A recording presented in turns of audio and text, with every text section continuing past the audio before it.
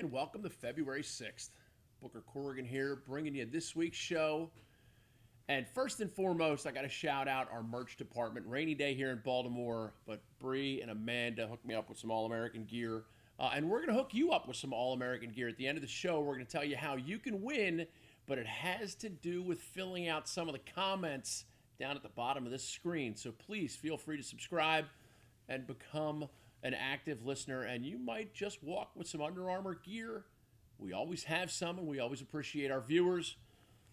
Heavy heart today, driving down to Charlottesville tomorrow to Papa Gene Corrigan's memorial service. He passed away. I will tell you this about Gene Corrigan. He was my godfather, and when my dad passed away about 5 years ago, my son and my daughter came to me and said, we want to have Gene as our new grandfather, which is kind of a tribute. So we called him up, and he and his magical wife, Bertie, of over 50, 60 years, they were thrilled to take the phone call and have been close with him ever since. So love Papa Gene and looking forward to seeing Corrigan Fest 2020. Not for the greatest reason, but still a great man who did a lot of great things for a number of people. So God bless him and thank him for his service. Let's get on to today. Tonight, going to see Mick Foley at a local comedy club near my house. Mick Foley, ironically, was a professional wrestler back in his day, and he wrestled under the name of Mankind. I have a feeling he would be able to dominate the 177 pounds of Booker Corrigan that you see in front of you. But I'm going to look forward to meeting him backstage tonight, do some stuff with him. It'll be fun.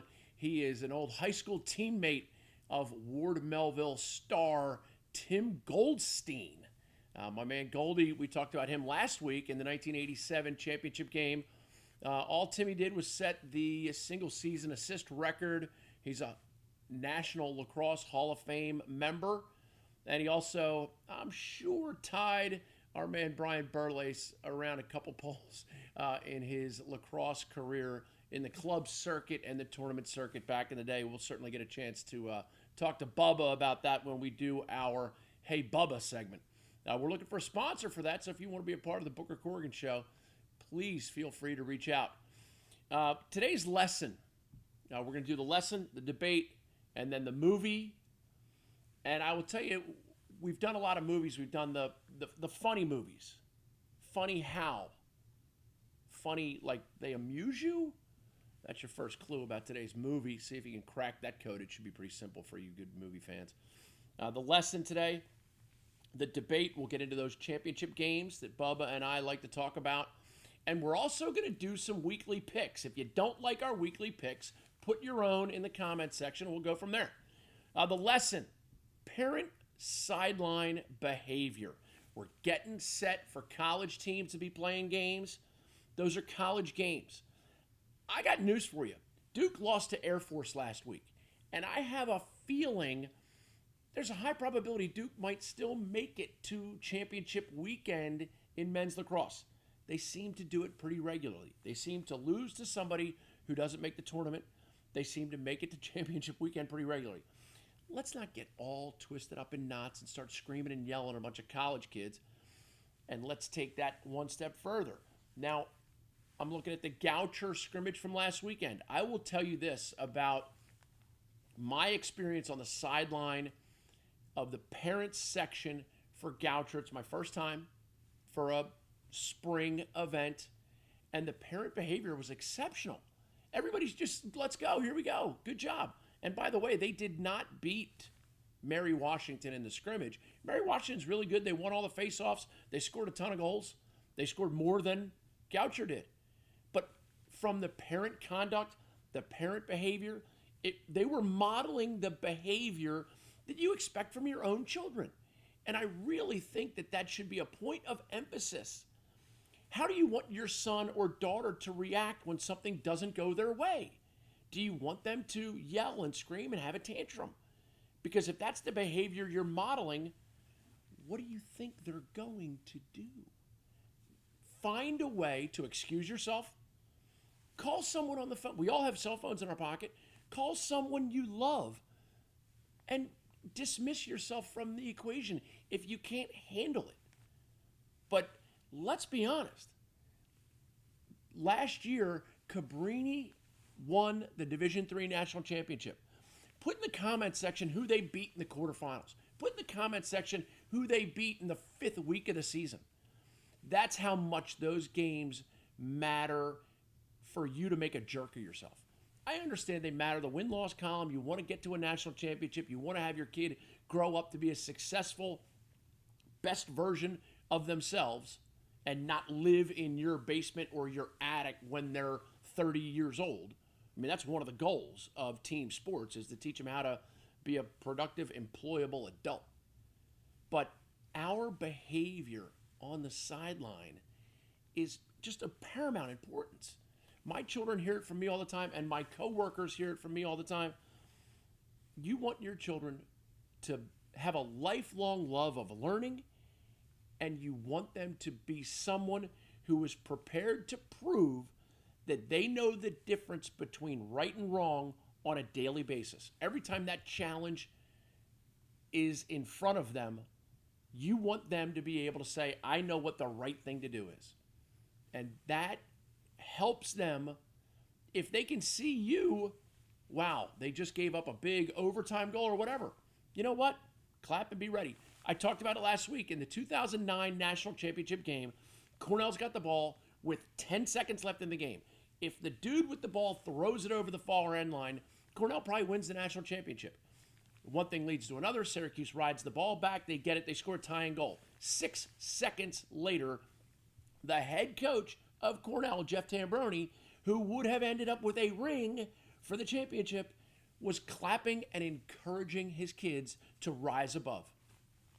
Is there a more clear example on how to behave? Because if there is, I would love to hear about it from you. The other thing that brought this to me was I was at the FCA Lacrosse banquet last night, and a lot of talk about just good old wholesomeness, great behaviors, and how somebody can become the best possible version of themselves. Another FCA fan, my man Bubba, let's bring him on, because who doesn't love our segment we like to call, Hey Bubba. Booker. Hey Bubba. How you doing, my How friend? How we doing today, Buck? I'm doing great. I'm doing great. Sorry for the delay. We had my man Sebastian Martinez hacked away at his computer. He found it all out. We solved the problem. You got you cleaned up. Don't touch anything, Buck. Come on. Believe me, I was a little scared to touch the button to call you. So I was just talking about the FCA Lacrosse banquet and parent sideline behavior. Let's take them one piece at a time. FCA Lacrosse, you've got some experience with it. How valuable has it been for your sons? Yeah, we've had a great experience with FCA. My oldest son, BJ played with the Annapolis Hawks pretty much throughout, and did a tournament with the FCA national team last summer. But Collins played with FCA the last couple of years, and really had a great experience. It's very well run. Like any club, a lot depends on the actual coaches on your teams. And he's been real fortunate. Brent Heiken, who's an assistant at Loyola High School, Yep. has been great with him. Done a lot for him with the recruiting wise, his confidence, and he's had a bunch of assistants. A lot of the younger guys that are back for the summer. So I think Brendan Curry helped out, and Kobe Smith helped out. Some guys that really did a great job. They led as good examples, kids doing things the right way, and they do spend some time on character building and some other things that he's gotten a lot out of. And the other thing, quickly, Brent Heiken, birthday yesterday. Happy birthday, my man. It was Colin's birthday today, so those two were texting back and forth, I think. Maybe. Well, we'll get into those other stories later. But now, Bubba, let's get into parent sideline behavior. First and foremost, have you ever had a time when you modeled behavior that you didn't like in yourself? Yeah, absolutely. Yeah, there's no question. Wait, as a coach Or I would say as a coach more than a parent. I'm much, as I'm getting a little bit older, I tend to calm down a little bit on the sidelines as well, knowing that you can yell and scream as much as you want. They're not going to change the call, or yelling at a kid's not going to make him catch a pass. But yeah, on the sidelines as a parent, I'm pretty relaxed. I try not to get involved in any of the craziness, and pretty much stay to myself a little bit. But it is people are crazy out there. It is, but I feel like there's momentum for change, and I want to be an instrument of that change, because it's so much more enjoyable to watch a game when you're simply appreciating what goes on. Well, there's no question. You start, I reffed a couple games when I was, in college. I was terrible. I was a terrible ref. Of course, I didn't call very much, and kids are getting scraped off the ground, and I'm kind of thinking in my mind, ooh, maybe I should have called that, but then it's too late to call it, so you're trying to, you're hoping they don't catch you and yell at you too bad. But I mean, from an official standpoint, I mean, those guys get killed, and they're doing their best. Yep. Are they always great? No. Are the coaches and players always great? No. But from the parent side, just going after the officials nonstop. You look at it, and there's a lack of officials in just about all youth sports at this point. And you look around, and all of a sudden you got the same three guys are officiating every JV basketball game the entire season. You know why? They're the only three that will do it. Maybe they're not the best, but everyone's scared off the rest of the guys. So, give the people, give those officials credit for coming out and doing the best they can. And the other thing that I want to remind parents is I'm 100% sure that no referee drove to a game, parked his car, and said, boy, am I going to screw these guys tonight. Like, I have played at Boys Latin before, and I'm pretty sure that Coach Shriver and a couple officials had that thought in their minds. Yeah, well, you take your losses, you take your wins.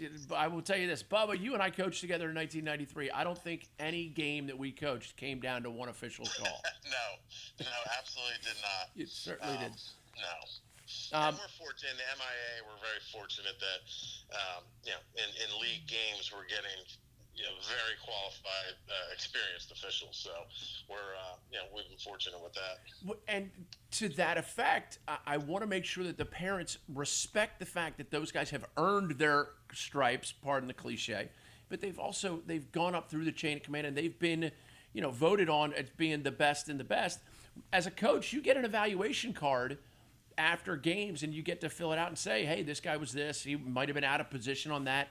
That's the only recourse you have, and what's the big deal anyway? I mean, without the refs, we can't play the games. And if you want to know... And if I know personally, some of the things that I'm, yelling at a ref about or upset with a ref about when I go home and you watch the film and then I talk to another official, I find out I was wrong about 90% of the time anyway. Oh, yeah. I'm yelling at them for some rule that I don't think they know, and meanwhile the rule changed 8 years ago that I don't even know about. So for the most part, they know what they're doing. Yeah, I had just before we pass on to the next segment, I will tell you I was coaching at Villanova, and we were playing at Penn. Dave Petramala was the defensive coordinator for Penn at the time. Billy Miller was the offensive coordinator, and we're coaching the game. And they called us for offsides. And I was 100% sure that we were not offsides. I'm only assistant coach, and I'm yelling at this ref, barking. And he looks at me and goes, Coach, he was offsides. So after the game, I was still stewing about it. We lost 8-7, and I was sure that offsides call ruined the game for us. I see my brother after the game, and I'm like, how about that offsides call? And he looks at me and goes, the kid was offsides. It's like, I was like, that's not what I want to hear right now, but thank you. I don't have to. You mean I can't yell at that point? I can't blame anything on that. Let's switch. Hey, let's switch segments. Sebastian, you ready to switch this segment, my man? We are going on to the debate, and I got you on this one. Bubba, you don't have a chance, but I love you. I want you to know that. 1983, Syracuse playing Hopkins in the national championship game at Rutgers. The Hopkins roster is littered with All-Americans, 4-time first-team All-American Del Dressel, and they are up 12-5. Syracuse wins the game 17-16. Absolute thriller. What game did you pick? Tell me that. That was a good game you picked. The one I picked, the only way it could have been better is if the outcome was different. But I picked Navy versus Syracuse. 2004. Which was a 2004. You know, you got Memorial Day weekend. You got the Naval Academy playing in Baltimore. Essentially a home game. I think there was about 45,000 people there, a huge crowd. Everyone in that stadium, including Syracuse fans, are rooting for Navy in that game. Yeah. They had, the game, and the game itself was awesome, back and forth the entire game. I think, Cuse wound up jumping up a couple goals late in the game, but Navy scores to cut it to 1. And actually, I think the officials might have been, pulling for Navy like everyone else. They got some off-ball infraction that gave them the ball back with an opportunity to get a shot off at the very end. But, that game was awesome. There was great talent on both sides. Of course, you had Mikey Powell. Mikey Powell's the greatest. Mikey Powell's the greatest college lacrosse player ever. And on Navy's side, this is just a perfect example of the Naval Academy lacrosse players. They had a first-team All-American Matt Russell in the goal, who actually dislocated his shoulder in the third quarter. Came out for a cup of water. I think they popped it back in. He ran back in and played the rest of the game. That's they tough. had Ian Dingman, who was a very big attackman that was great. He had a big goal at the very end of the game to cut it to 1. Graham Gill and a couple of the Looney brothers. I think Billy, I know for sure, was out there. So just a great game, back and forth. And like I said, it was something that from a fan, I was there being a fan. It was cool. It was a patriotic feeling. I mean, every time Navy scored, the place just went crazy. Let me ask you this. Do you recall the exact certain, was there a specific reason that the entire lacrosse universe was rooting for Navy? I know the Loonies were in the game, but they hadn't had the tragedy hadn't happened yet. I was trying to figure out, obviously Matt Russell and everybody was kind of rooting for that underdog feeling that Navy had around them. But I think it had a lot to do with being the underdog. Everyone's kind of sick of seeing Cuse at that point, and you throw on the fact that it's Memorial Day. So you have a patriotic feeling on Memorial Day anyway. Richie Meade, that guy was a perfect coach for that situation and that team and that school. So I thought that was an awesome game to watch. The 2004 game was a good game. Now it's Sebastian. I'm going to ask you to go back to that 1983 game, which for Hopkins, Syracuse at this point had not won a national championship. They're playing Hopkins, John Krummenacher. Okay, you got Del Dressel. You got my man Brian Holman in the goal, Peter Scott, the flea, on attack, Bill Cantelli, Henry Ciccarone Jr. I don't know if I already said Krummenacher, but they obviously had a stacked lineup, and they're up 12-5. Syracuse has no chance in the game. It's dead. It's over. The game's gone. All of a sudden, Brad Kotz, who's taking faceoffs and scoring goals and making plays. Timmy Nelson is a star on that team. Dave Desco, Mike Powers, brother of Randy Powers, on there. It is, a small-time lineup for Syracuse in a way, going against a big-time lineup for Hopkins. And somehow the concept of momentum gets onto Syracuse's side, and they come back and win 17-16. So it wasn't like they shut out Hopkins from then on, but with a 12-5 lead and Hopkins having All-American after All-American after All-American, it certainly seemed like it was a done deal, and somehow Syracuse does not go away. What a phenomenal day. It was at Rutgers, and Larry Quinn was backup goalie. My man Brian Holman, who's the head coach at Utah, will be down doing their Jacksonville game end of the month. Bubba, now we got to get into our picks for the week. And this is where you and our friendship might be on the line right here. Loyola at UVA. Loyola UVA. UVA. I'm sure with the Corrigan connection, you got to go UVA. Yep. Got to go that, and obviously that, the number one team in the country, tough to go against them. I'm going with an upset. I'm taking Charlie Toomey and I love Charlie Matty Toomey. Dwan and that crew to it's at UVA too, isn't it? Yes, it is. Yeah. Yeah, those guys, the Hounds are ready. They're going down. It'll be They're interesting. going down. That'll They're be interesting. foiling up the knuckles right now. They're heading down there. Putting on the foil, coach. I got to tell you, UVA. I think they're not going to go undefeated. I just don't think that right now. I think college lacrosse is too much parity. I don't think UVA is going to go undefeated, but I don't think this is their week to lose. I think they have some great senior leadership. It'll be interesting to see how it goes. And Lars Tiffany and Charlie Toomey, two great people. If I could ever have a game end in a tie, this would be the game. Let's get to the next one. Towson at Hopkins. I'm going with Hopkins. I coached Bobby Benson in high school. I'm not going away from my main man. All right, it's, as a Terp, it's always tough to go with Hopkins. So, I think this could be a good game. I think it'll be So do I. a relatively. I think it might be a defensive battle. Although both teams are kind of rebuilding defensively, lost a lot of really good players. I still think early in the season might be a slugfest. Towson is missing some key parts to graduation with Goodrich and Woodall especially. But yeah, I think Towson pulls it off. One goal game, maybe overtime. I think it's like an 8-7 game. I think you're right. I'm going with Hopkins on that one. We'll see how it evolves. I know Joey Epstein's a great player. I know Cole Williams, some good offensive talent, but we'll see if Towson, and one of the things, Brian Burlace, our guest, Brian, you were a defenseman.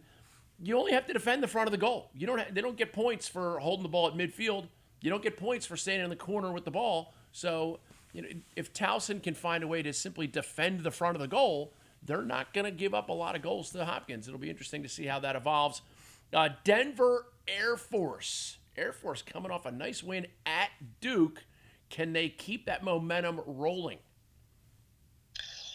I think, I watched that Air Force game last week, and I was shocked how good they were. Normally, you kind of see a team like that, especially with Duke. Duke always seems to lose those early February games to teams that you think it's a fluke. But that Air Force, they had some athletes on that team, and you watch it. They're some younger guys, and they were from Pittsburgh and Indiana, and they were from all over. Not the necessarily the hotbed places, but they were big, they were physical, they were strong, and very well coached. I think Air Force is going to get on a little roll. They're going to take two in a row. It's interesting because Denver just had that scrimmage with Delaware, and the word on the internet was that Delaware hung 18 on them, which I think is a great modus operandi for a coach like Bill Tierney, who knows how to coach defense and just got lit up. I think he's going to tighten things down. I'll take Denver to win that one. It's at Air Force, if I'm not mistaken, so that'll be an interesting evolution, but I'll take Denver and go against you there. And then the wild card pick, I mentioned I'm doing Utah, Jacksonville. Vermont goes down to Jacksonville this weekend. I'm taking my man Johnny Galloway and the Jacksonville Dolphins, the JU Dolphins. Fins up. I think they got a good offense. I think they'll find a way to bounce back from a little early season tumble. And I think you're taking Vermont. Is that correct? Yeah, I am. Primarily because you're taking Jacksonville, so obviously the other team's more likely to win. But Vermont, you got to. Just think how fired up those guys are right now to not be in Vermont, not be freezing right now. Yeah. So they're down in Jacksonville. They're seeing some sun, a little heat. They've got shorts on for the first time in a while. I think they're going to be excited. You got some Maryland guys leading them, and I think did Vermont lose last week? I think they might have lost one in the last scrimmage. No, Jacksonville lost. I think I think they're going to go down there, and I guess it would be an upset to beat Jacksonville at Jacksonville. I think it would be. Jacksonville's coming off a bad, I don't want to say a bad loss, but a loss. It'll be interesting to see how that evolves. Now, Sebastian, we're going to roll it forward. Let's get to the movie of the week. I hinted towards the movie Funny How? Funny Like I'm a Clown? In 1990, Ray Liotta, Joe Pesci, and Robert Bobby De Niro put together Goodfellas. Bubba, when I put out the text this week about the movie of the week, I said, do we go comedies or do we go Goodfellas? And you jumped at Goodfellas. What do you love about it? No, I mean, well, I always wanted to be a gangster, Booker. You know that, right? Ever since I can remember. I think from watching that movie, it was in 1990. I mean, I can vividly remember it. Some great actors in it, with De Niro, Ray Liotta, and Pesci. I mean, it was, the story was awesome. It was Big just, Paulie. action packed, a lot of violence, a lot of, it was great. One of my favorite movies of all time. The best part is I feel like they didn't use that much profanity. Not much profanity. Not, kind of flipping through, thinking of some of the quotes and looking at some of them. There's not too many you can throw out there. Exactly. It is. You got to go a little delicately, or you just have to be creative. We're on the line right now with Brian Bubba Burlace. And I don't know if any of you guys know Bubba, but back in the day, I mean, he could spit shine your shoes. He could make them look like mirrors. This guy, they used to call him Spit Shine Bubba. Right? Now go home and get your shine by. That was one of the best scenes. That was one of the best, like, creepy, awful, amazing, incredible scenes ever. Because Billy Batts, I guess, I don't know if he learned a lesson or if he just ran into a bunch of jerks. But he paid a price. He learned a lesson. I think that was, you could see it building. Poor Billy Batts. Now go home and get your shine box. Tommy did not like that. Yeah. No, he didn't. You keep him here. He just bought his button. The other one, I love at the very, very end, they got Ray Liotta, and he's in witness protection, and they show him going out to get his morning paper. And he's like, yeah, the first night I got here, I ordered linguine with marinara. I got egg noodles with ketchup. I'm like, I gotta live the rest of my life like a regular schnook. I guess that's how I'm living my life, although I've never gotten egg noodles and ketchup. No, you're not doing that bad. You're not doing that bad. Yeah, I thought you said I'm all right, Spider. Yeah, Spider. I mean, yeah. Oh. You got to make them dance. Yeah. Make the Spider dance. I'm like that guy. What's his name? Billy Kid. And then even some of you got some of the the gangster mentality of Jimmy and you can't be immoral with the money. Yeah. You understand that, right? Yeah, you got Jimmy 2 times. The new Fat cars, Andy. the fur coats. Yeah. Good old Frenchie. Yeah. Frenchie and Maury's wings. Yeah. Oh, what a schnook. And I did one time. I was doing a game. It was at BL. And I decided I was going to have all the gangsters from Goodfellas be the referees. So it was like Fat Andy, Big Andy Batts, Jimmy 2 times, Sally Lou's brother, Mo. I went through the whole roster of them. So all good. Bubba, we're good. Next week, we're going to see how our picks did. And I'll get to bust your chops because I'm probably going to go 5-0. And we'll see how that works out. I'm not feeling that confident. I think you should be. To warm up, but. Well, yeah, it's true. Week 1, little tune-up. But we love having you on the show. Brian Burlace, our guest, as always, in our segment we like to call Hey Bubba. My man, have a great weekend. All right, Booker. Take care, buddy. You got it, Bubba. Bye. See you, man. Absolutely love Brian Burlace. What a great guy for coming on. Thank you to Sebastian Martinez for all the buttons and a little technical glitch that he solved very quickly. And thank goodness it wasn't me who had to solve the glitch. Looking forward to next week and seeing how our picks went. Again, the comment section. And we will be picking someone from the comment section randomly or based on the quality of your content. And if you call me a schnook, we might actually pick you. That's the kind of show this is. But we will see you next week, and we're going to give away some Under Armour stuff. Maybe something like this. We'll see. It's a nice jacket. For everybody here at Corrigan Sports TV, I'm Booker Corrigan reminding you, you only get one shot at today.